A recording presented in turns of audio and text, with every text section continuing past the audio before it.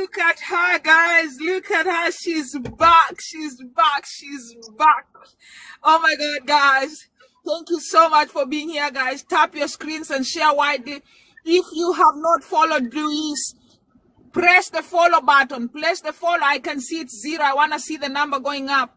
Louise is my pink sister in the UK. She's doing quite great. She's doing a lot in the breast cancer awareness field. So I'd love for you to follow her to make many people know what Louise is doing. She's one of the people that I really follow, and because she really motivates me in terms of fitness and the radical way of spreading awareness on cancer, and more so breast cancer, because a lot has been done, and we are making the ribbons too much of a glam thing, too much glamour all around this thing that needs to be out there for people to see the seriousness of cancer, the seriousness of breast cancer. So Louise is back on the show. Louise is back here with me, my sister. Welcome so much, guys. My name is Candid Diana. I am actually Diana Award, but I call my channel Candid Diana. I am a breast cancer thriver. I say I'm a thriver because I'm thriving through this journey. It's not an easy journey, but we live with positivity.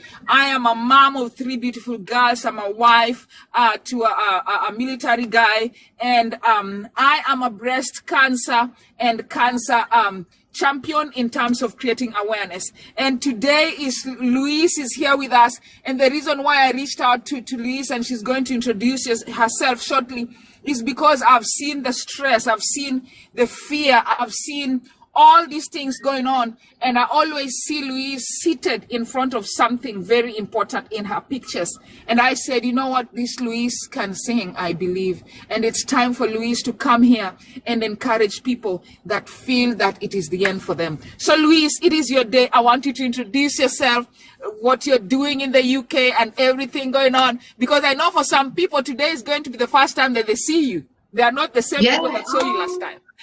Oh, thank you for having me on, Diana. You're amazing. You're so good. You're so amazing at what you're doing.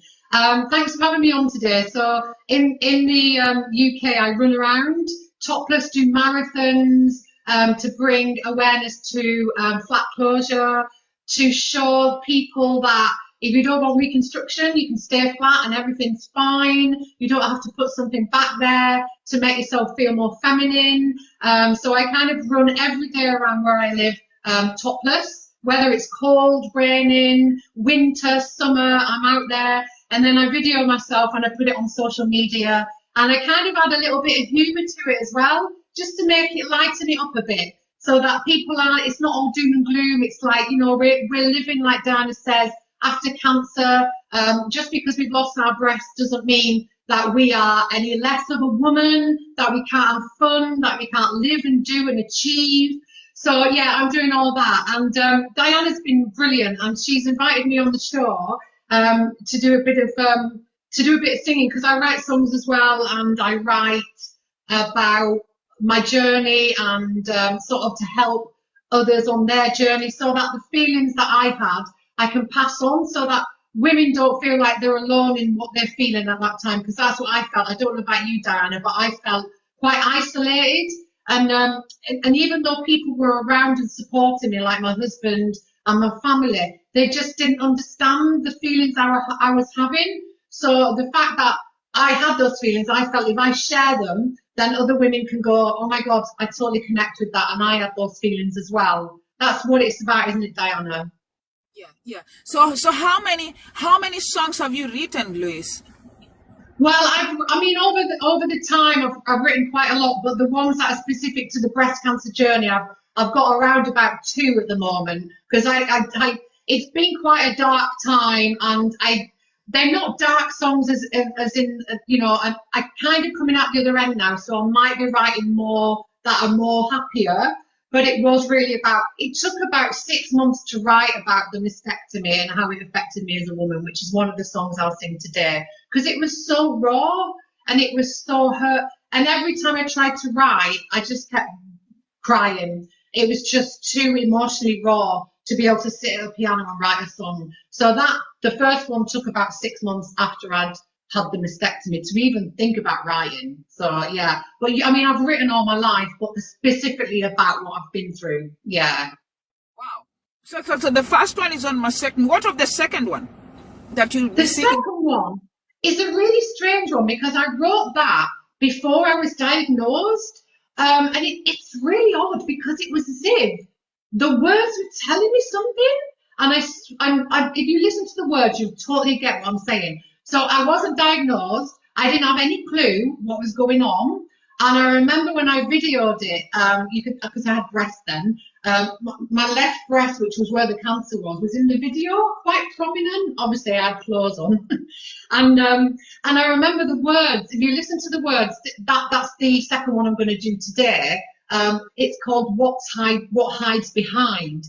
And it's pretty much saying something's going on. And I still can't, and it was as if something was telling me something. And I couldn't put my finger on what it was. And I to this day, I don't know where that came from because I didn't have a clue. What hides behind?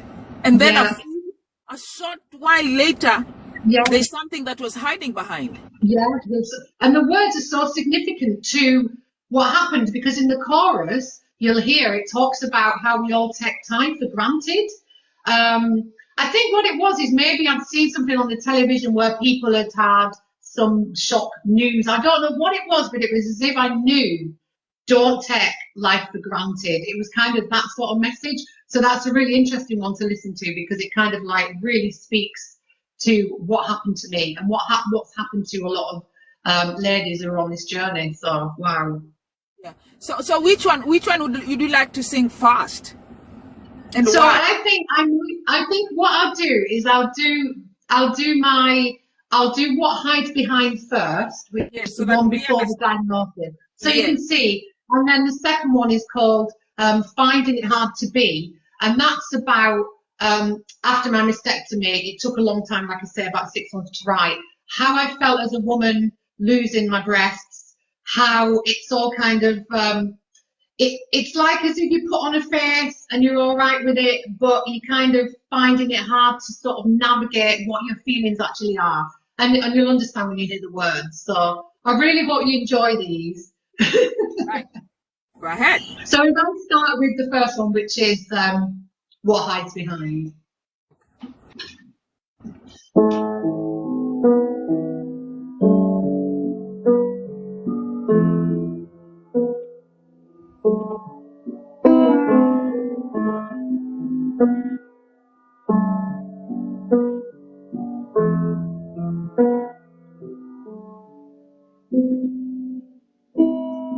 It's almost 2 weeks to the day since darkness appeared in my eyes.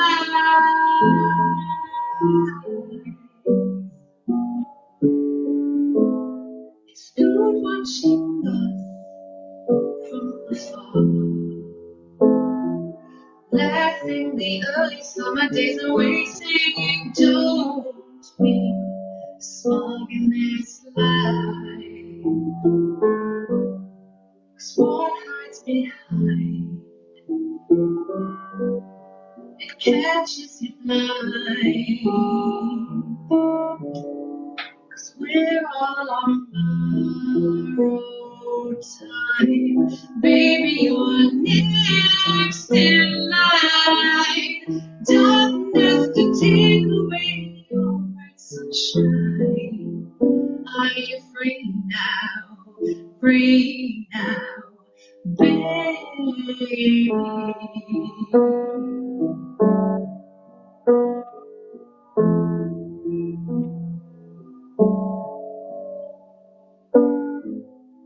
Now there's a hole in my world, and all I want to do is dig, dig, dig deeper.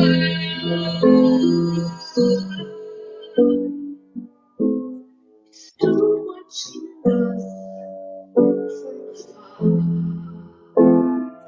laughing the early summer days away, singing, don't be smug in this life, 'cause what hides behind, catches you blind, 'cause we're all on borrowed time. Baby, you're next in line. Don't have to take away your bright sunshine. I'm free now, baby.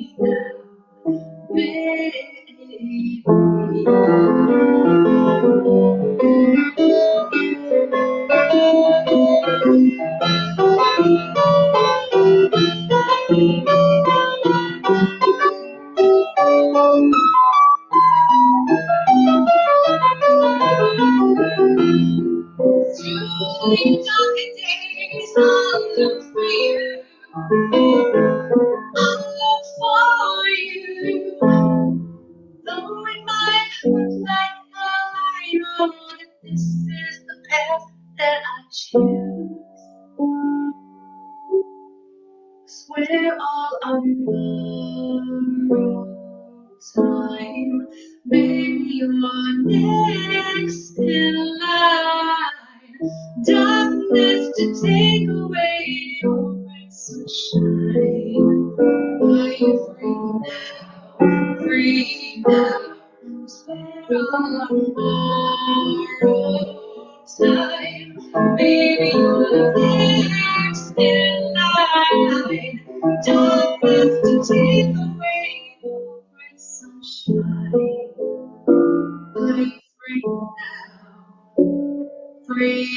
now, baby?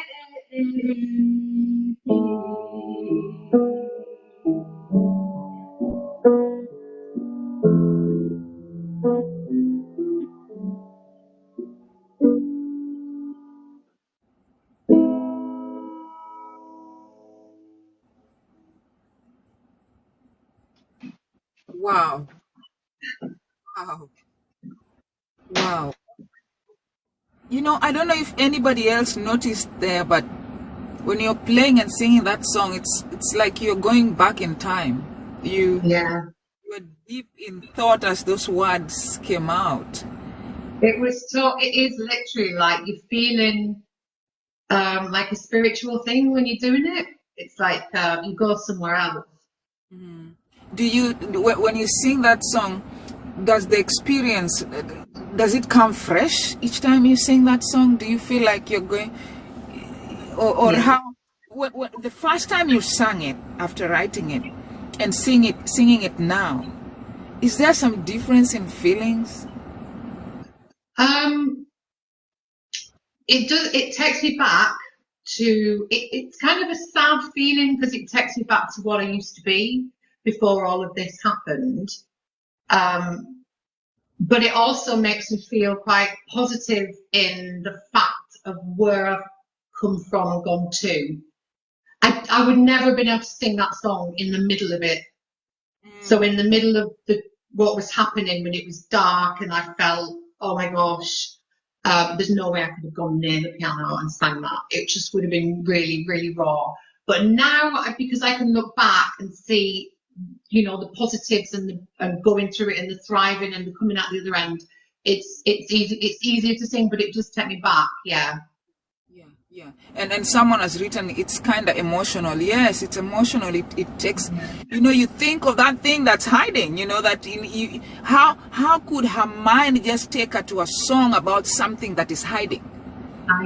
Yeah. I thought, you know, a month or weeks later, there was something that was indeed hiding. And as you're singing, I was thinking about that which I have said and relating it to my experience, you know, getting pregnant with a child when all the what do you call, birth control systems are in place for my husband and myself, and then a child still comes, and I felt, no, this is strange. You know, I think this child is coming for a reason to maybe reveal something to me. And you see, when she was nursing and her milk and pumping and everything, that's when I found the tumor. And in your mind, this song, then that happens. Do you believe in a way that our souls and our inner being normally communicate to us? I don't want to be creepy, but I honestly, I swear to God, that was, because what was really weird, Diana, is at that time, lots of strange things were happening around me to do with the left side, and nothing's ever happened since like that. And I kept saying at the time, this is really odd. I was on a bus, and a lady had a pram with a baby in it, and the baby fell out the pram she didn't put the brake on. And I remember the bus broke, and the baby, it was only 4 weeks old, flew out the pram and landed on the bus. And I went, and I was like, oh my gosh, and I helped the lady. The baby was fine, by the way. But to comfort the baby, she put it to her left breast.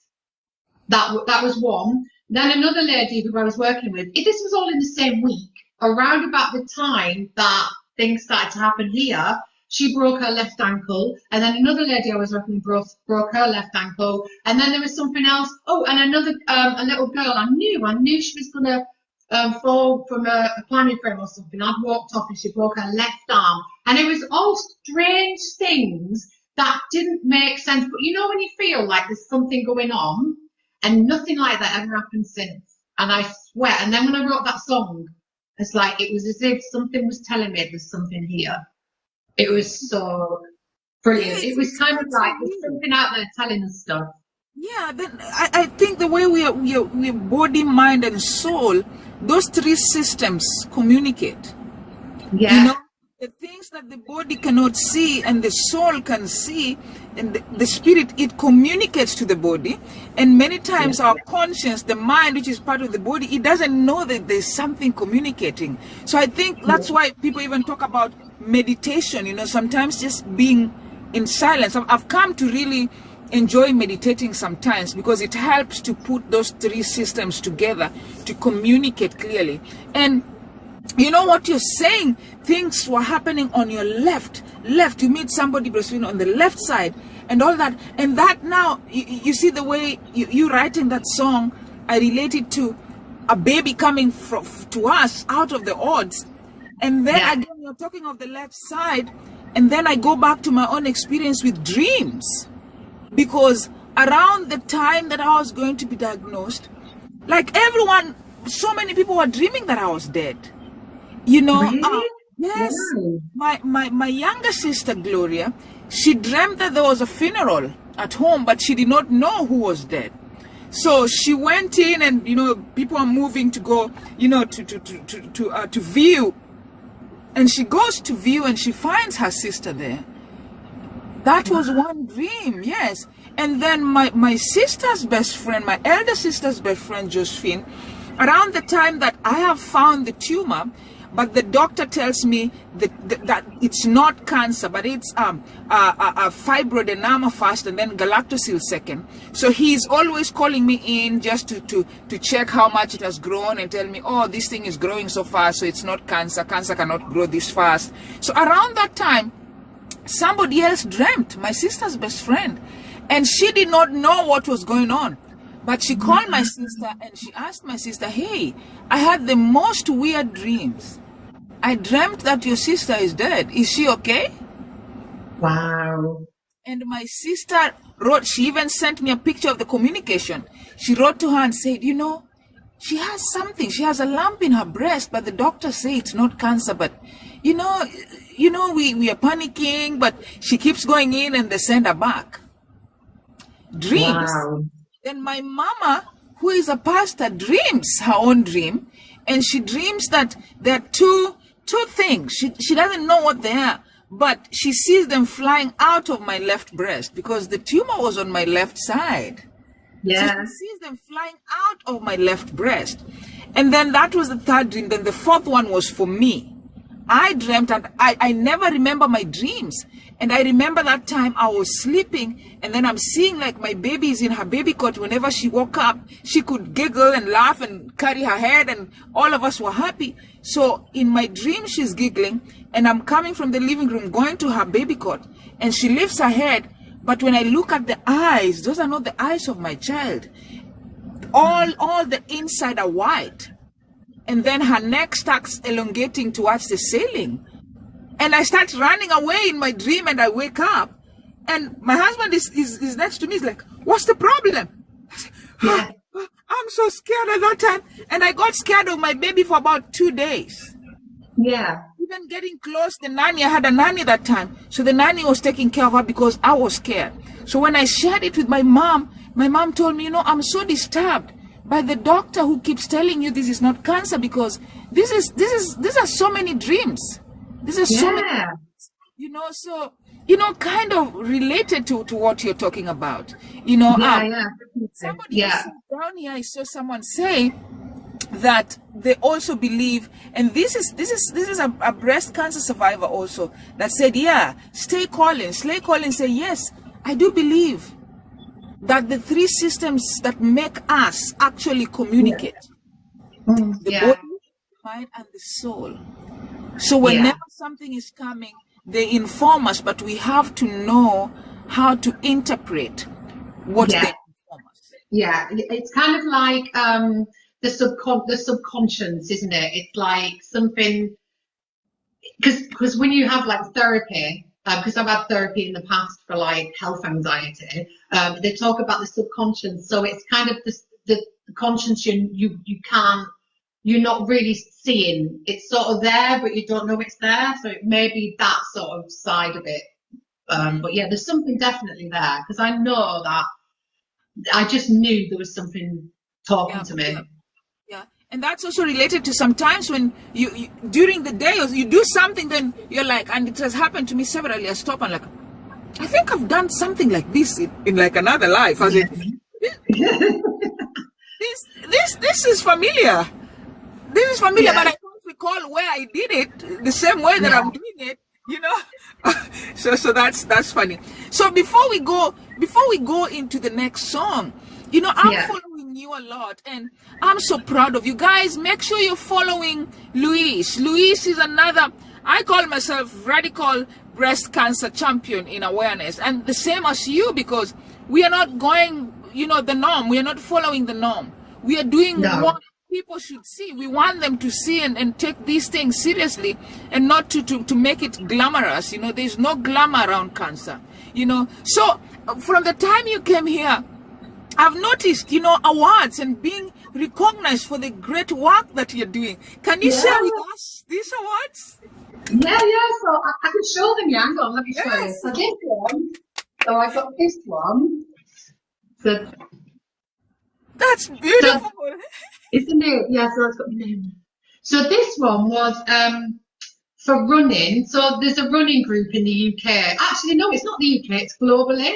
So it's got like 100,000 members, and it's run. I think the ambassador is Jo Pavey, and she's won like loads of medals in running, long distance running, and they've even got followers in like Rwanda and everybody. So it's amazing, and it's this Facebook group, and they saw my story and they put me up on their Facebook page, and I won this award. So I went up there, and they invited me up there, and I went up there and I got this award, and I was like, wow. And now they've invited me to the running show in January, and Mo Farah will be there. Have you heard of Mo Farah? So Mo Farah, the runner, and all these people, and they're going to interview me topless, talking about, so that's brilliant, isn't it? So they're going to interview me topless. So that was this one, and then this one is a brilliant one. So this is called the Advantages of Age Award, and that's about women sort of over 50, rather than all just sort of like just being invisible and sort of like going against the norm, and sort of like saying we're here, and so they really like my story, because I'm going against social norms. So they were like, oh, we've got to give her an award, because that's, you know, that's kind of like what I do, isn't it? Like you do. So yeah, I got that one, and that was in London. I went to get that one. The other one was in Birmingham. So yeah, it's really good. And I'm writing a book as well, and I'm in the middle of writing a book. And next year I'm doing, I'm opening something down here, and they're getting me to run topless through a load of topless cars, like plastic cars. So there's loads of stuff going on. It's brilliant, really good. Yeah. So this is really, the awareness is just, it's just taken off. It's brilliant. And I'm praying. Each day I'm like, God, can you cause more of us to come out? You know, it's like what they normally say, coming out. As in, can you cause more of us to come out? And I'm so proud of the people in the UK. I'm so proud of how they're recognizing the need of you doing this, you know. And I'm just so proud of everybody that supports you. And people who are viewing today at 21, sometimes they get even to 3,000 watching or 6,000 watching. But the thing is, sometimes there's negativity. And I told you, my experience, I get a lot of negativity. And I know it's because I'm here in front of them. And some will come and insult, and some will come, why don't you put on your clothes? You can talk what you can spread awareness even with your clothes on, you know. And when people say that, I feel pity for them because they're not understanding. Because there's a difference between when I speak with my clothes on and when I speak about especially breast cancer without my shirt on. There's a big difference. Yeah, there is. You know, it's can brilliant. You talk about the difference? Yeah, so it's actually funny about you saying, oh, I hope it brings people out, because I've had quite a few messages of women saying that they've ran topless with flat closure surgery. They didn't have the guts to do it, but they wanted to, and they've gone running, and they've sent me pictures and everything. Oh, it's just amazing. But yeah, the negativity and the difference is, so I feel the same as you as well, because a gentleman in one of I posted a lot of running Facebook pages as well, and they're not really ready for it. I've come after one of them on your wall. I did not like it. Yeah, and then one guy has said it's disgusting, but what's really, and I feel sorry for him, because I think why are you feeling that? There must be some trigger.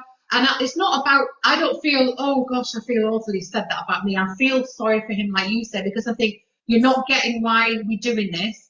But I do feel that the people do jump in and say, well, why are you saying that? So it's really good for opening up discussion anyway. But yeah, it's totally different. If I ran around with my top on, no one would take a blind bit of notice. They'd just be like, oh, maybe she's got because obviously when I run with the top, you can see I've got no boobs, but maybe it might be I was flat-chested, but it's the scars, isn't it? And especially when you're running in the winter, it's really, everyone's like, because it's freezing.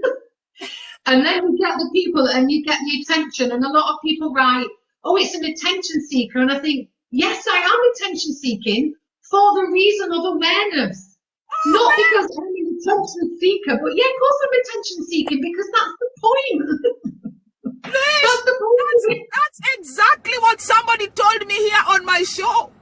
Somebody came and told me, you're just seeking attention. I was like, yes, I want attention. Because with the attention, the message is spread. The message, we cannot spread the message without attention. And it is the lack of attention that has caused this message not to move fast. Yeah, you know? And we did an experiment here with some of my moderators one time. I came live and I just had a few people and I had a topic to talk about that day. And then we said, okay, now I'm taking out my shirt. The moment I took it out, and I started tapping, the numbers started going up. And we said, now you can see it. With a shirt, I cannot even talk about breast cancer. They'll be like, the pink thing, we are used to it. The pink stuff. But when you take out, they see the scars. They're like, oh, so this is how far the cancer thing can go. This is what it can cause. Okay, so I need to go in for my mammogram. I need to go in and get checked, you know? So, oh man, I am so proud of you. Congratulations on those awards, man. I am so proud of you, my sis. You need to do a marathon with you in Kenya. Yeah. Oh, really? In Kenya. Oh, I've been thinking so deeply about it. That would be amazing. In October. Yeah. Yes. All right. You wanted to say something and I cut you short. What did you want to say? So it was about the ladies, actually. When I run, I get a lot of positivity off men, a lot. And I think the men tend to look at the bravery and find that kind of attractive. And the women are really supportive as well, so supportive. But I do feel with some women that they tend to look away, and I think that's to do with fear. So it's kind of like I sense that, oh my gosh, if that happened to me, I don't want to look. It's kind of like that. Whereas men, I know men get breast cancer, but it's not as, then it's kind of not as many. So I feel with the women sometimes, if I could put myself back in the position I was when I had boobs, and I saw me running down the road like this, it's kind of like a sense of fear of, oh my God, if that happened to me, that's what I'd look like. So it's a kind of like, so I feel that is another reason. It's kind of provoking as well, isn't it? It's provoking a reaction, isn't it? Yeah, it is. And I like that point that you've said, and I think it's the truth. Because they look at us and they're denying the fact that they could be in that position. So is that, if I lose my breast, is that how I would feel?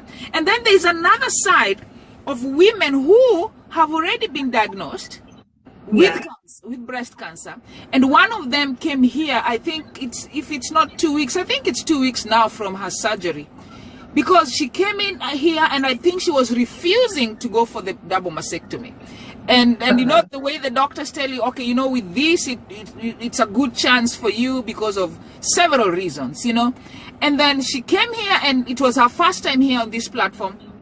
And then we just saw a comment and one of my moderators placed it up there. And she said, you know what? I never knew I could look beautiful without my breasts. Wow. Lady, you are very beautiful. And now I am going to let my doctor know that I have accepted my double mastectomy. Wow, that's brilliant. That meant a lot. Yeah. Because every time I say, when I come live, when you're running, sometimes you're not doing it for all those people that will see you. But there could be just one person that is meant to see you. Just one. Yeah. You know, when we are talking here, it's not all these 23, or sometimes it's not the 3,000 that could be watching, but there could be just one person that was supposed to see us on that day, that was supposed to see us today. And seeing us is helping them to make a certain important decision. Definitely, yeah. That is true, because when I run, sometimes if I go, should I run today? Yeah, I'll run today. And I think because I don't want to miss that one opportunity that there could be someone in a car driving past who's got those feelings, or maybe is going to a hospital appointment, or like I was when I was going through all that. If I'd have seen someone down the road from me, then that's what keeps me going. I know this is right. I know what I'm doing is right. It's right. Now, I'm going to let you talk to the people who are coming in late now. I'd love for you to talk about your second song. Then you will sing it. And then we go back to the type of the breast cancer that we have briefly, and then we close. Yeah? Yeah, right. Brilliant. Okay. So the second song is the song that I wrote. It was around about 6 months after the second mastectomy. So, because it was just way too raw to write anything. And this is called Finding It Hard to Be, which is about the feelings that I had about the fact that my body had changed and I'd lost my breasts. So, are you ready?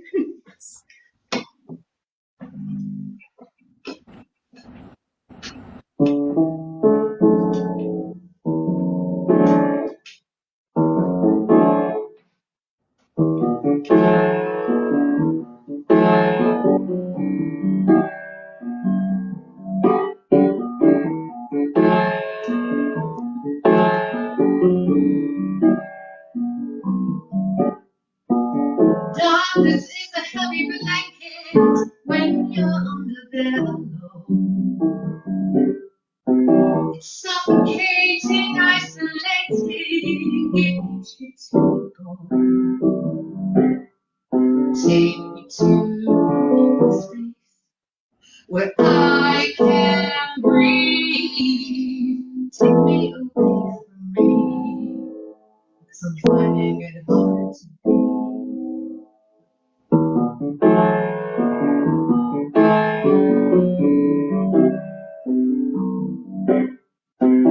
Round and round and round I go on the carousel. Faces stare everywhere. The fire burns like hell. I tried so hard to be that warrior, but all I can do is cry. Won't you pour me down? It's taken my soul to try.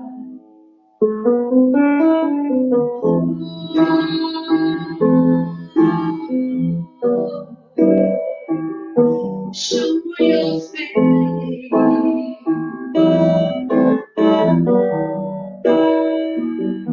Shine your grace.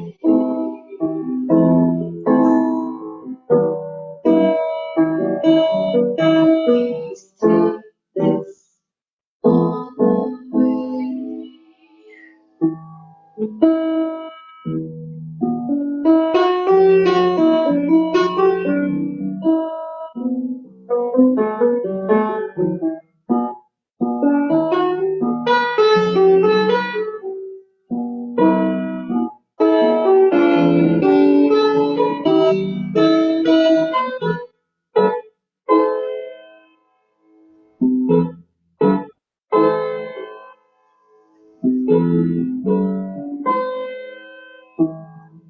Now I'm just an empty soul with no identity.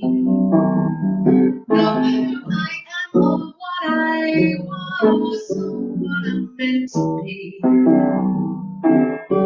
Time is just an illusion that you can't control. Willingness takes its toll. If only you could see. Finding it hard to be. Finding it hard to be. Finding it hard to be. Finding it hard to be. Finding it hard to be.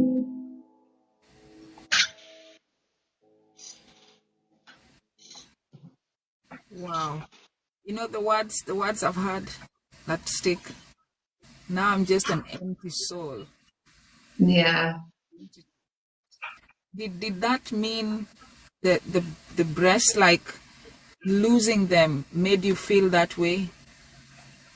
Yeah, and it was also not just about losing the breast, but the whole cancer and the kind of darkness I'd gone through. So it, as you probably know, and a lot of your viewers, is when you have cancer or you get told and you go through that despair, it sort of strips you internally and makes you feel empty. So it was kind of an emptiness in the fact that I've changed in my body and the sort of emptiness inside as well. It felt like I had to start again. Yeah. Wow. Yeah. The first one, how long did it take you to write the first one? I know the second one took you a little over 6 months. Yeah. Well, it didn't take me 6 months to write it. It just took me 6 months to sit at the piano and think about anything. Yeah, it was just. No, it didn't take me 6 months. The second, they both take. To be honest, when you're writing a song, because it comes from, I can't explain it. It's like it comes from internal. It's a bit like when you're meditating, you go into a different realm. So it comes from inside, and sometimes they come out really quick. So those two songs probably didn't take that long. They probably took around about an hour, but it was just the whole 6 months that I had to sit. I couldn't sit at a piano because it was just too raw. Yeah. Wow. Yeah. Now, guys, I told her she's an artist. I told her she needs a YouTube channel so we can go and subscribe. And she said she's not good at YouTube. And I don't blame her, because I also struggle with YouTube. When they tell me here, can you post your videos on YouTube? I'm like, the last time I posted, I have them, but the time, YouTube is so hectic. But we need this music on YouTube so we can listen to it all the time. I will get round to it. I'll definitely get round to it. Does anybody have a question for her in relation to the songs before we go to the types of the type that she had and the one I had? Because I think that's very important information anytime she comes. If there's anybody with a question, if you want to come up and ask her, 1 minute, I will accept. But as we wait now, guys, this is a very important information we want to give you. We want to compare and contrast. I did see on your wall, and last time you did speak about it, the type of the breast cancer that they found in you, the lobular carcinoma. Yeah. And I had the ductal carcinoma. And that the article you posted on your wall, I actually even took a screenshot of it, and I came and posted it here on TikTok also. It really made, there was even a picture. It made it really clear exactly how the lobular carcinoma can escape the normal scanning. Would you share again with the people who are watching, who are new, who are watching you for the first time, how you got to find that you had cancer? Because it can easily... Yeah, so when I had my mammogram and it was clear, nothing, and I sent a letter, it was all clear. And then in the shower, I'd done a check, and I felt like on this side, when I had my breast, like a small, it wasn't like a lump as such, it was just like a little thickening. And when I moved it, it was attached to something else. So it was felt like it was attached, but it didn't sort of roll around, and it wasn't round either. It was it wasn't spiky, but it wasn't round. And I wasn't worried because I thought, oh, I've had a mammogram, went to the doctor. She was feeling it, and she actually said it felt like scar tissue. That's what she said. Oh, it feels a bit like scar tissue, but it's nothing sinister. But I'll send you to the breast clinic. So when I went up to the breast clinic, they didn't do the mammogram because obviously it hadn't shown up. And they sent me for an ultrasound. And on the ultrasound, around this area where it was, she kept going over the same area, and you could see her face, and she kept looking at these little spots on the screen, and there was 5 areas that she was worried about, and she did 3 biopsies. And I said to her, what are you doing? Like, does it look normal? And she said, no, it doesn't look normal. There's 5 tiny little areas. They were like 9 millimeter, 2 millimeter, 5 millimeter, but they were all around this area here. And then eventually the biopsy came back that it was lobular. And then when they took the breast away, there was 5 centimeters of it. And all these little areas were attached by the lines like a spider's web. Yes. Yeah. Guys, you hear that? That's something that whenever Louise is here, we just have to have her share, because many times people assume that breast cancers come in a lump. So when you're checking yourself, you're looking for a lump. Like the ductal. So I had the ductal carcinoma. She had the lobular carcinoma. So the ductal carcinoma will reflect in a round, a lump that when you feel, you can feel a lump. But Louise, I think, I don't know, I think God was just leading you, because many people say they can't, a lobular is so hard to feel. And I think you also know your body so well. I think we need to get the message of know your body. Touch yourself often so that you are able to identify when it doesn't look right, even if it's not. Yeah, and another thing about lobular is it pulls the skin inward. So the sad thing about mine is it was really close to the chest wall, so it was literally just away from the chest wall, luckily. So obviously my breast came out, but a lot of lobulars that if they grow near the nipple, they'll pull the nipple in, and the nipple goes inward. I know a couple of people who've had it where the nipple's gone in, because it pulls, the sort of lines in the spidery web pulls in. And also if you pull up your arm and the breast is there, little bit of dimpling, if it's close to the skin, it'll pull the skin in. Yeah. Okay. Yeah. So lobular is the one that mostly reflects with the dimpling and the nipple going in. Because sometimes people will be like, oh, but I don't have dimples on my breast, or but my nipple is just normal. It doesn't matter. Those ones are the ones that reflect with lobular. So the other ones, you could have a lump, or you could have a discharge on your nipples. But this other one, if you see your breast having dimples, Just go for checkup, please. Do not assume that it is normal. Because there could be something pulling them in, and then the impulse come. You know. Yeah. That's definitely very important information. So it's good to sort of do it near the light. So if you put your arms up near the light, and then you can see. I mean, obviously, as you get older, your breasts change, don't they? But anything where it looks like it's being pulled inward, I would get checked. Yes, exactly. So, guys, do you have any questions? I know we were here to listen to Louise. Do you have any questions for Louise with the songs and her experience in the UK with what she's doing? If you're in the UK, you need to follow Louise because next year is coming strong. She's coming strong with a lot of things happening. So you want to come out and champion with her. Yeah. And if you're someone who's gone flat, we are doing this to encourage all of you to not be afraid, to know that your beauty is not really on those breasts. Because look at Louise, look at me. We know we are beautiful. We know that we are not lacking our beauty. It was not thrown away with our breasts in the lab, you know. But we also have to accept that we journeyed through acceptance. So don't rush your acceptance. Let it flow in its stages. Right, Louise? Yeah. The acceptance takes quite a lot of time, doesn't it? Yeah, exactly. And it had to go to psychiatric care, therapy, you know, just accepting who I am and you know, because some people come and say, oh, you're so strong. I keep repeating, no. I had to go through certain steps of, you know, healing from denial to acceptance, and also fighting through this acceptance and seeking help in accepting myself.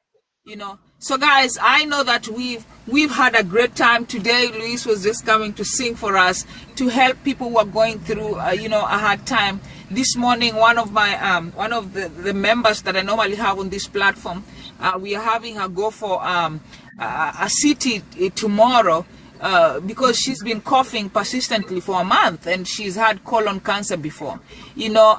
So we did send out people. We had a Santa today who visited her, and she said she was feeling some lumps on her armpit, you know, and I could see her crying, you know, and then I thought, you know, Louise, I know when Louise comes here, the song, the singing, I think is going to at least add to the joy in the lives of people who are on the journey of breast cancer or the journey or any other type of cancer.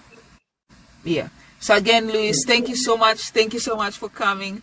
And thank you for having me. Pleasure. It's always a pleasure having you here. And I look forward to your next year. I'll be always there giving you support and not dealing badly, but at least responding to those people that are not seeing through our eyes. You know, just leave them a nice, kind comment to explain to them this is how we are seeing it. And I know we are going to continue making this world a great place by empowering people and showing them the actual thing that they should be shown, so that they can take their health very seriously in their hands. Yeah. All right then. Yeah. Thank you so much. Bye. Bye.